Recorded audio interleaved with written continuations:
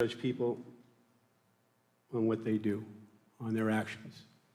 It comes from two immigrant parents who raised me that way.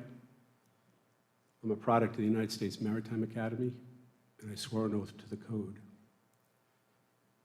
You cannot take this amendments, this bundle, in a vacuum. This is part of a larger strategy. A strategy that, based on the comments, not once but twice, of an existing sitting counselor, was decided before they were even sworn in. This board's long time, and I think Nick would even nod his head, considered one of the better, if not best, land use attorneys in this state, was removed without cause because he wasn't liked by certain factors. This council, without asking a single question or even introducing themselves to anybody, immediately started a campaign to discredit, criminalize the planning board, to discredit what we do, and, more importantly, our recommendations. Think about that. This board, this council, removed an incumbent member who, Steve, no disrespect, because you bring a different perspective. They removed him. I'm not going to get into details because he would be upset. And replaced him with a builder. And I think Steve brings a good perspective for us. I'm done in November. I've already been told I'm gone. And that was before even this started. And I will be replaced with a builder or a landlord.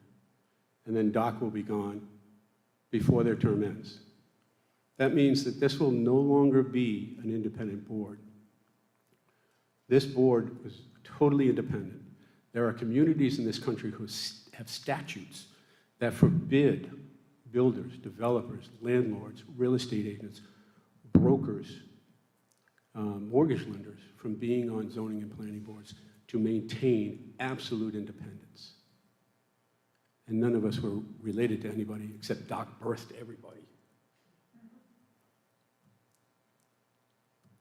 And then this came down. It was a brilliant strategy. And I actually mentioned it to the town council's counselor. And I said, what kind of strategy is this? And he smiled and said, a good one. This was intentional. This was decided on, and this will pass. The sad thing is, at what cost? And to whom? We know who gains from this, a sitting councilor and a small group, and I will defend builders. I will defend them to the death. I don't think this represents the majority of builders. I don't think this represents a majority of landlords. Most take pride of being here.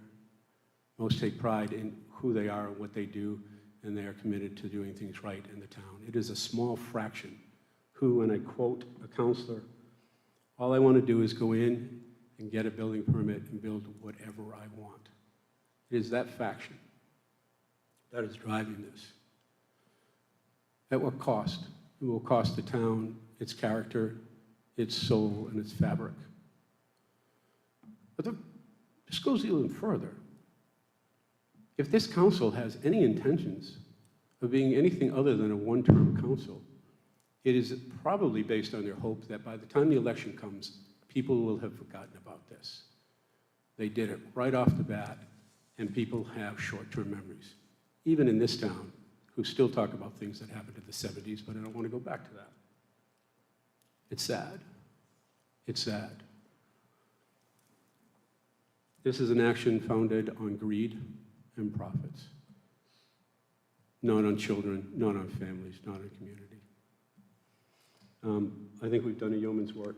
I'm very proud of this group. I'm proud of being part of this group, and I'm proud of what we were able to put together even though it doesn't meet our standards. And we're done here. Unless anybody else has anything else to add.